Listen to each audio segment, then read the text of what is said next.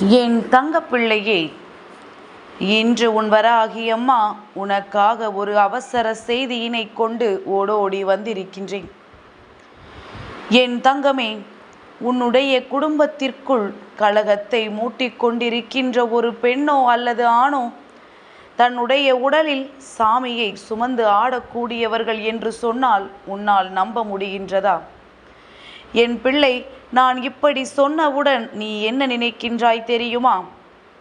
அம்மா, இப்படியெல்லாம் உடலில் சாமி வருகின்றவர்கள் அடுத்தவர்களுக்கு கெடுதல் நினைக்க முடியுமா?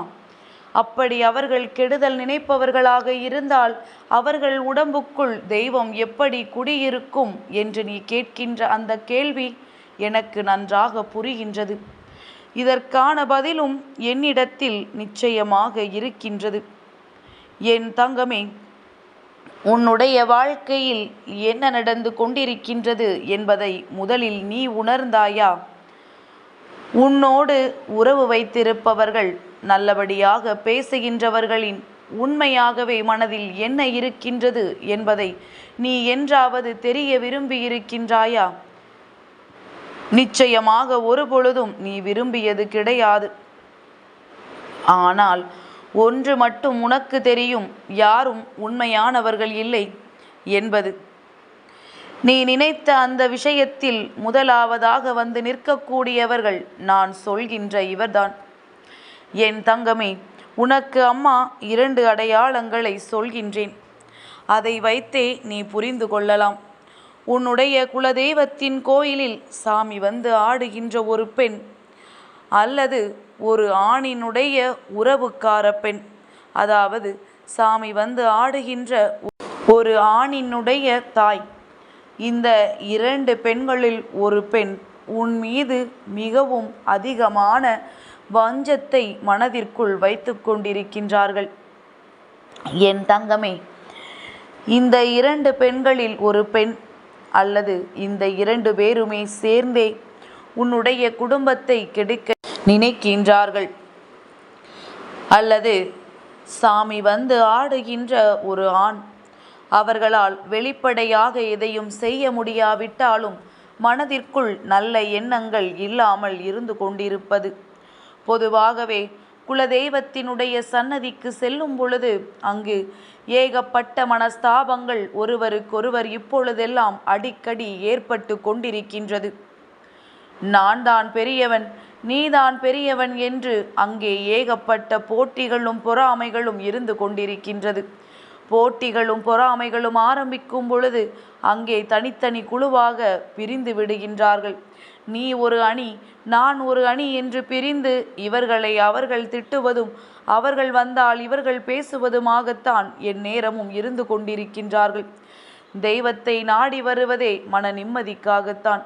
அங்கே அந்த மன நிம்மதியே இல்லாமல் போய்விட்டது என்றால் தெய்வத்தை நாடி செல்வதில் என்ன பலன் இருக்கப் போகின்றது என்றல்லவா என் குழந்தை நீ நினைத்து இப்பொழுதெல்லாம் அமைதியாக ஒரு மூலையில் இருக்க தொடங்கிவிட்டாய். தெய்வம் நம்மை என்று மனதார அழைக்கின்றதோ, என்று நம் குலதெய்வம் நம் மீது உண்மையான அன்பு வைத்து நம்மை தேடுகின்றதோ அன்று நாம் சென்று பார்த்து கொள்ளலாம் என்று நினைத்து நீ ஒதுங்கிக் கொண்டாய். என் குழந்தையை, இதை அவர்களுக்கு சாதகமாக பயன்படுத்தி கொண்டு அங்கே என்ன நடந்து கொண்டிருக்கின்றது தெரியுமா? உன்னுடைய குடும்பத்திற்குள் அவர்கள் செய்ய நினைக்கின்ற விஷயம் என்ன தெரியுமா? ஏற்கனவே உன்னுடைய குடும்பத்தில் இருப்பவர்கள் எல்லாம் மன சந்தோஷம் இல்லாமல் இருக்கின்றார்கள். தெய்வத்தை பார்க்க செல்வதற்கே மனம் இல்லாமல் இருக்கின்றார்கள். இதற்கிடையில் அவர்களுடைய எண்ணம் ஒரே அடியாக உங்களை அந்த குலதெய்வத்தின் கோவிலின் பக்கம் வரவிடாமலே தடுத்து நிறுத்துவது. என் தங்கமே, இத்தனையையும் செய்கின்றவர்கள் உடலில் சாமி வருகின்றவர்களா என்று நினைக்கின்றோயல்லவா? நிச்சயமாக அதில் பாதி உண்மை பாதி பொய். ஏனென்றால் இவர்கள் ஆரம்ப கட்டத்தில் தெய்வம் உண்மையாகவே அவர்களுக்குள் வந்து தெய்வ சக்தியை முழுமையாக பெற்று அங்கே தெய்வ வாக்கினை கொடுத்தவர்கள். அவர்கள் கொடுக்கின்ற வாக்கெல்லாம் அப்படியே அங்கே பலித்தது. ஆனால் இப்பொழுதெல்லாம் அது தலைகீழாக மாறிவிட்டது. எல்லாவற்றிற்குமே தெய்வம் தமக்குள் வருகின்றது என்பதனை ஒரு காரணமாக காட்டி மற்றவர்கள் முன்னிலையில் அதனை பயன்படுத்த தொடங்கிவிட்டார்கள். அவர்களுக்கு ஒரு கஷ்டம் என்ற ஒன்று வந்தால் கூட உடனே அவர்களுக்குள் தெய்வம் வந்து இறங்கி ஆடுகின்றது. இதுவெல்லாம் எப்படி சாத்தியமாகும்? என் குழந்தையே, இப்பேற்பட்ட சூழ்நிலையை உன் வாழ்க்கையில் உருவாக்கிவிட்டு அவர்கள் அங்கே நிம்மதியாக எந்நாளும் தெய்வத்தின் போர்வையில் முடங்கி கிடக்கின்றார்கள். என் குழந்தையை, ஏதேனும் ஒரு வார்த்தையை அவர்களை பார்த்து எதிர்த்து சொல்லிவிட்டால் உடனே தெய்வம் வந்து உள்ளே இறங்கிவிடும். தெய்வம் வந்தவுடன் அவர்கள் பேசுகின்ற வார்த்தைகள் எல்லாம் தெய்வம் தானே பேசியது என்று சொல்லிவிடுவார்கள். என் குழந்தை, ஆனால் இப்பொழுது நடக்கின்ற உண்மை என்னவென்றால், என்று அவர்கள் மற்றவர்களின் வாழ்க்கையை கெடுக்க நினைத்தார்களோ, என்று அவர்கள் மற்றவர்களின் குடும்பத்தில் கலகத்தை மூட்டினார்களோ, என்று அவர்கள் எல்லோர் மக்கள் மத்தியிலும் வேற்றுமையை காட்ட ஆரம்பித்தார்களோ, எப்பொழுது அவர்களுக்கு தன்னுடைய சொந்தமும் மற்ற மக்களையும் அடையாளம் தெரியாமல் நல்லபடியாக தன்னுடைய குடும்பத்திற்கு மட்டும் நல்ல வாக்கும் மற்றவர்களுக்கெல்லாம் மனம் வருந்தும்படியும் வாக்கு சொல்ல ஆரம்பித்தார்களோ, அன்றே அவர்களுக்குள் இருக்கின்ற தெய்வம் வெளியேறி சென்று விட்டது. தெய்வம் தங்குவதற்கு அங்கு ஒரு நாளும் விரும்பவில்லை என் குழந்தையே. அதனால் அவர்கள் உடலில் இருக்கின்ற அதிர்வுகளை வைத்துதான் இன்னமும் அவர்கள் தெய்வம் இருப்பதாக நினைத்து ஆடிக்கொண்டிருக்கின்றார்கள். என் குழந்தை, நிச்சயமாக இல்லை.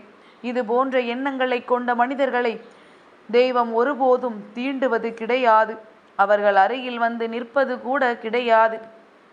தெய்வங்களுக்கு தெரியும் யாருடைய உடலிலிருந்து தன்னுடைய மக்களுக்கு நல்ல குறி சொல்ல வேண்டும், யாருடைய உடலில் இறங்கினால் அது சுத்தமாக இருக்கும், மற்றவர்களை கெடுதல் செய்ய வேண்டும் என்று நினைக்காத உள்ளம் என்று நினைத்துதான் தெய்வம் அங்கே குடியிருக்கும். ஆனால் அப்பேற்பட்ட உள்ளமாக அது இல்லாமல் எப்பொழுது வஞ்சக எண்ணங்கள் கலந்து விட்டதோ அதோடு முடிந்து விட்டது. அவர்களின் வாழ்க்கையில் நடக்க இருந்த அத்தனை சூழ்நிலைகளும் அப்படியே தலைகீழாக மாறிவிட்டது. என் குழந்தையே, இந்த சூழ்நிலையில் இருந்து உன்னுடைய குடும்பத்தை மீட்டெடுக்கத்தான் இன்று உன் வராகி நான் வந்திருக்கின்றேன். என் தங்கமே, அவர்களின் எண்ணங்களை எல்லாம் நாம் பொய்யாக்க வேண்டும்.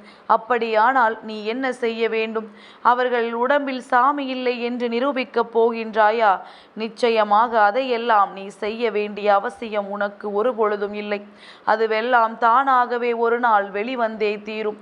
அவர்கள் உடலில் தெய்வம் இல்லை என்பதை ஒரு நாள் அவர்களே ஒப்புக்கொள்கின்ற சூழ்நிலையை தெய்வம் அவர்களுக்கு உருவாக்கி கொடுக்கும். ஆனால் என் குழந்தை, நீ செய்ய வேண்டிய விஷயம் என்ன தெரியுமா?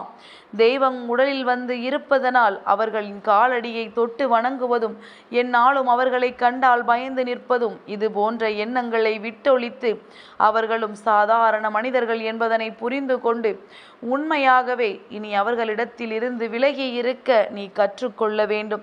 யாரெல்லாம் உன்னுடைய வாழ்க்கையில் நல்லது செய்வார்கள் என்று நினைத்தாயோ அவர்கள் எல்லாம் கெடுதல் செய்வதற்கு அல்லவா துணிந்து நிற்கின்றார்கள். இந்த மனிதர்கள் எந்த நேரத்தில் எந்த மாதிரி சூழ்நிலையில் அவர்கள் மனதை மாற்றிக்கொள்வார்கள் என்று யாராலும் நம்ப முடியாது.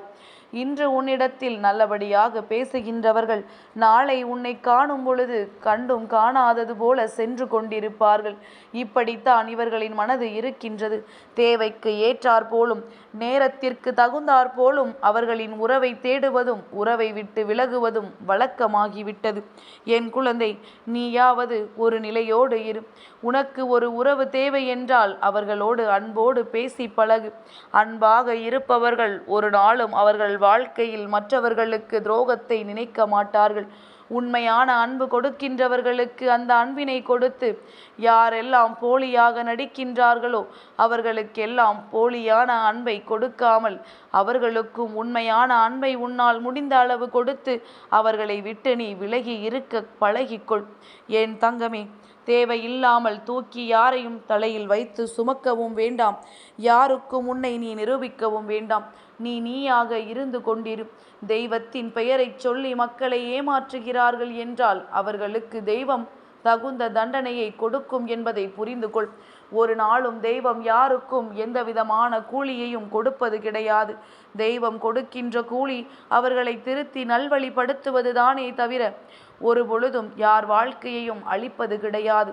தெய்வத்தின் முன்னால் நின்று மற்றவர்களுக்கு சாபம் இடுகின்றவர்கள் அந்த சாபத்தை தானாகவே பெற்றுக்கொள்வார்கள் என்பதில் எந்த ஒரு மாற்று கருத்துமே கிடையாது.